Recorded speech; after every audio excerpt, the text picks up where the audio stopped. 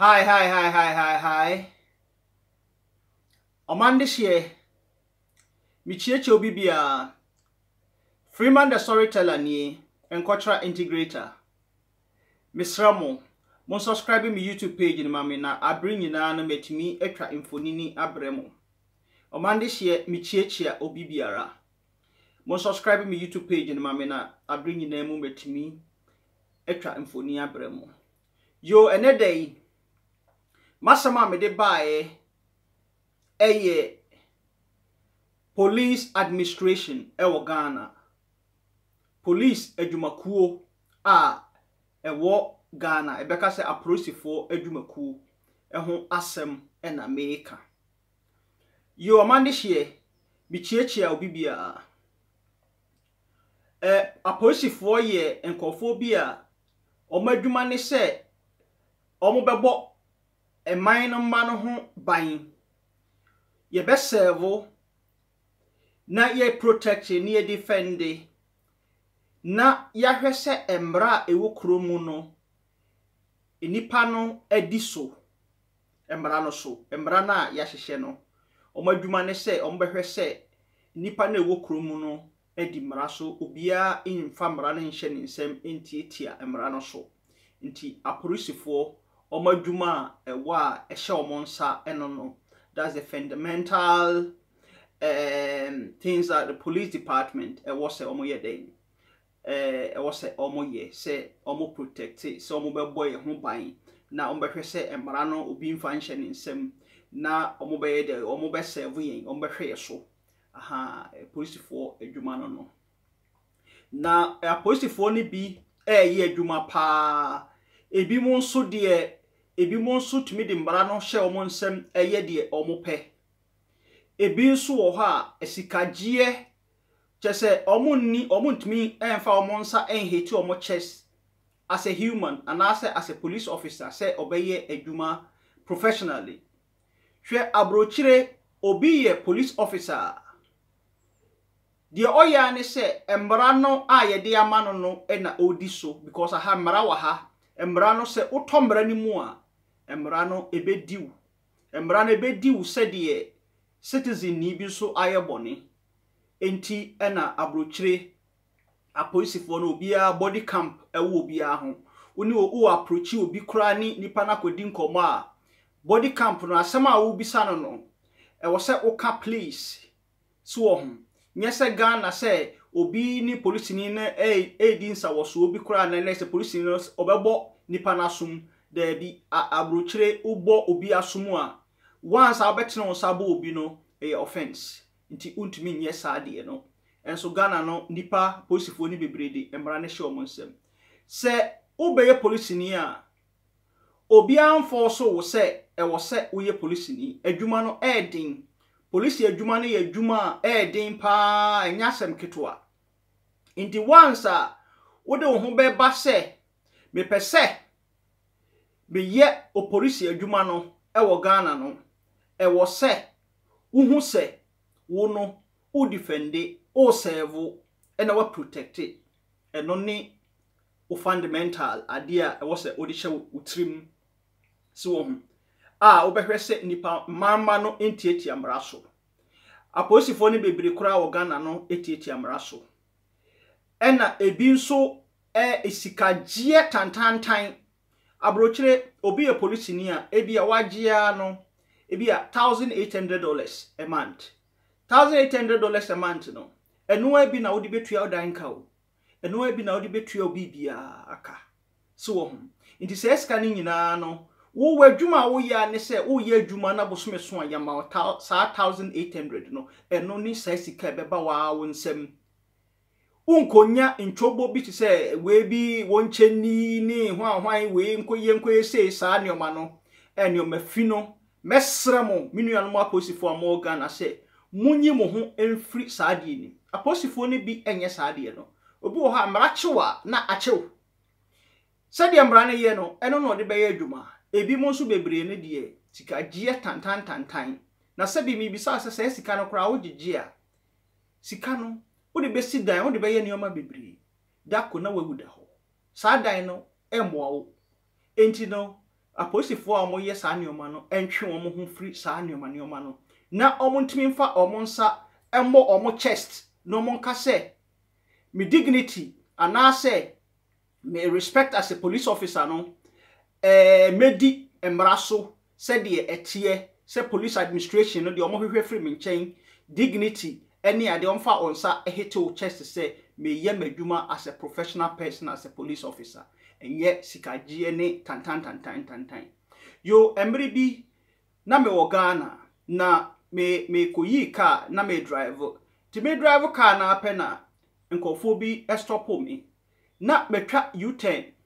nti metwa U10 me twa U10 no so no Ghana ho aya ade bia me hwese ba bia me nam bia me hu se road sign a wo se otena brochira wo se road sign de eyade a wo se time bia no wo si kwan so na wo drive car wo se wo de wani hwe road sign nti me hwe me betwa U10 no bibi embo ho se eho no ye ntwa U10 anase bibi bo ho se ye twa U10 ade bia ni ho a road sign bia mo ho se ye ntwa ena road sign bia bo ho se ye twa enti mitwae no ne bebe 90% na betwa wi ena boy bi tibi peacock okroso mi say no ka say hey ye ntwa U10 wo ho na mka che ni say ena me fa no ho na me fa na nim na me koe ti me koe no o chesi mi ana obeto me na gina na bisan say di asem ena o say o de ye be get back to you ena me ka say o be get back to me saying di asem ena na say me na ye wantwi kakra na me de me koe saa na saa abrantie no oka ehyen ema pani a owo National Road Commission enti okoya na chese okobo ne pani no amane ena papa pani otese me papa ne two car se omo hwehwe mi abaye enamiensa na mfua miensa na omo hu me kora na ye me nwanwa enti mi gina baabi a mi bu petrol ena ayi for police ni bi hu me ena efene say police ni o we ne nkate bi agya wagina kwanchen saa omo mu yusu motofo ni bi ena o stop me no car say hey wo ye hwehwe wo na me say e de na maye ena o say wo de National Commission for mbeba nti no ya chew nti no de ye hwehwe wo ndi bi bisa mu no ena o say na nya na last bi na wo twa U10 ena boy bi ka che o say be ntwa wo say chinchina wo ayi bibia mo ha no nti wo kɔ no ena o say police ni na ka kire me se mentwen na pani ne mra ti pani ne ba papa pani no onye police ni na nipa boy na o chi me no so nye police ni o ye National Road Commission enti boy no ekaka kire ne pani no na boy ne driver ne pani ne by after 3 days just o ma hwehwe me asa o mo kra according to o mo no masa announce o FM so wo hu sa ade we ya na offense no se me try U10 ho nti wakaka kire ne boss big boss a ohwe the whole region no so no say sa abrantie we abumara so na sesenso na papa ne tu ne car ono okay boy na ne drive no o papa pani na obai no say wona wo twa papa no obai na first yan say me fa me driving license mra na me driving license so ekuta me no me the German license akọ Ghana akọje Ghana provisional license na wo ya na ye card kese no papa ne hwe National Road Commission for papa pani no ehwe no o se na se we de enye license ena me say daddy enye license say a license no ekuta no o se enye license me say a license ena police ni no ebeji na ohwe ena ohun say a license ena eye dey o se na wo na papa pani na afei o se na wo na wu twa U10 na boy ka say ye ntwa U10 wa ha wu twifa no so awokoi na me say papa aha emmo aha say bibia mo ho say ye twa U10 wa ha anase ye ntwa U10 wa ha enti na okan na mamu ya na me twifa so me twae wo say wunim say aha ye ntwa U10 wa ha na me say na bibia mo ho enti ye keka kosia ne say e wo sa me pachewo membra mu no bibia mo ho say ye twa U10 anase ye ntwa enti me no na me gina so ne duru baabi no na ye say omo so omo chime ena che say ye na me pa achewo onkofo ba ho na ye be pa achewo so ena ija me se me nko nti saa eno ne nsem bebre a aya etasisi Ghana so nipa bebre timi de emra ne hye omo nsem uni obi a obeka wasem ama wa obekwa kodem apolisifoɔ bebree enye omo adwuma eyi wo Ghana emiri bi so na me na monkran eno so me drive a apolisifoɔ omo hye epo bi mu chese me expect say me hia apolisifoɔ ho omo hye edua bi achi bi duru ho ape na eyi ade kyerɛ me say hey chese polisi no onwene ono anu kra ni safety ho se bi aka no ebetumi aha me no on se emiri bi na nsen ya isi polisi ni bi koda obi car so a o stop nipa na driver na akwa etwi ne fa so polisi ni wu me sremo ye fa ne se minu ama polisi fo na ase mpanifo me sremo aya mo nwi mo own personal safety because polisi adwuma no ubewu akọ na adwuma no da so da ho se wo stop obi na wan stop a abrochire kura no polisi adwuma no chese se o chi obi na nipa ne dwane a ana se wo hwe na wo life ye danger jai nipa no onko men risk your life na Ghana police for no we no na nipa na beda car no so chese nipa no stop me hey me yes me ya for no wabeda car no so na wo say na very na scary na wo say me gina ya pe wo say wa cross we friend say wa drive 35 ena oma police woman bi betena aka me ne ka bibia say me penta me yire ne me ma wo car ni me ne ka bibia wo say da bi dede saa na omso mo de me konam si okay sade okay momfa me nko ye call ya aka kakra bi eduka so a na police no left side na mo ye dey omo police ni no maame no ye konya na me si okay o de obaji me no memfa ma no ye nso citizen no aya ye hu bibisa na ye ho popo me srewa obi a obinsa beka video no se police ni chiwa mema ho mpo mo fa mbra no eniu ebi wo ha na anytime time ni sometime aya na ye problem but se wo ko Ghana na se police ni bi ko so offense bi as abrochirefo na ade wo ko so offense bi na se police ni be chiwa men pepre wo ho entue scam no ma embra no eni wunni ti se di abrochire embra no police ni bi eni ho obeje $1 obema embra no eni wedi ne pepepe inti police ni be da me car no so ena me yesi me yafa na chese na e dangerous na me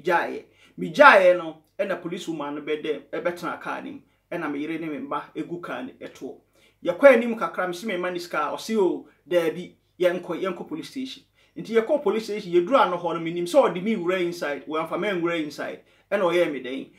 o gisika o car nim yedidi ano ena odi o car se me ntua ma no se me nko na me se na da na sika no wanyi me o ha no mama nko sise nka me ko o se da bi ene de police for yesi enyiska okwan ho esa obia be hu a kese enye na waji miska na makọ enti police for no ebi ye adwuma papa bebre no enye professional bebre no ense se omo beye police for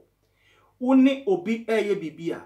wato offense mu a mambara no eni oni breaker che no ne prosecute no menyi scan show but sa sika na mo nyina mo wi a mo se aban entua mo kapapa aban yesei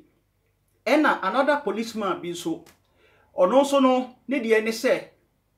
ochichichichi ka chese memenda ne kwasia da police for apon nyina no na odon so e wo kwan so ochichichichi ka nenso ka na ochi no enye ka nketo na ochi o ochi ka eye trucks na e fa anwan ka no enti ohu a o say drivers ne bebre chese normal plate kura mo ho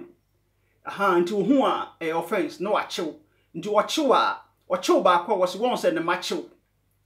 se next time me sa chew bi o a odi anwa ba akwa bekwa kogu me site amame nti next time ochew bi a wose won se machew ba emiensa ma anya ohwe nti no fa anwa ba kogu na drivers no so ate ase no mo de o makogu ha ma omo enti egoso a chese no oyesa no de asine dan kese se bi papa no sisia no police ni no wawu dan kakraka makohwe sa dan no drivers ni bebre a omunimo no so wo Ghana for apolice for mesremo monya dwuma ti se police ni se de over se ube protect na wa serve no we defend no bo modern ya na yes adwuma no so wo as police ni emiri bi so sa no so me kotakra de no so police for che me kwan so omo nmakoyi ka wotema me de ko eno so no police no o se enioma na mahihye wo ka enioma na mahihye firi abrochire na egu ka ni mu normal ka na ma ayemma enti no or see improper parking, some parking ye, and also watching your council, and also your catch say, me panichow went ye. Ghana for police in Echiwa, men patchow, men pepper who say would yeska,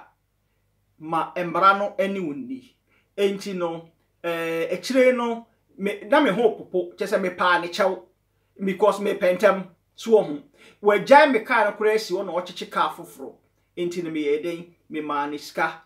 Say, on farming a day. Come me so on farming cockot, a chileno, madame for bis old, the day, when we can carry uncle, now only time, sir, and I was a me day, me man is canna, uja, Miss Amenco. Madame for being so, or also or bagana, or driver, police force say, hoy a 30. Bibia mo say, a honey a cot 30, and answer young cot 30. And also drive also police force or 35 or matching or much na was this idea okay wati or monfananko almost aden opese de oko tue wo be me bibi kakra na eja wo no and madam for say there be me kura me nko court da enti no friend is saying monfa me nko court yeah and boy no ho ye omahi and na omo process no court no judge na wo ho no bisa ne say asem ne say police for no ka asem ni wie no madam for no ka say na bibia mo ho say e ho ye 30 zone ana say e bo ho say e 30 zone enti no judge ne eja no no ko Ghana for emiri bebre no say police for chewa men pepre wo ho na ma wo musika omo awonim say eni say omo chewa omo gisika free ho nenso no say de wo ho pem ni time a woni ni enti no na watue sika ma wo mo amande hye mamu ntue sika ma police for bia police for e wo say omo ye adwuma na omo tue omo ka kru abrochire ye adwuma e na ye tue oka ye fe ne say obie ni ho a ode sika ebe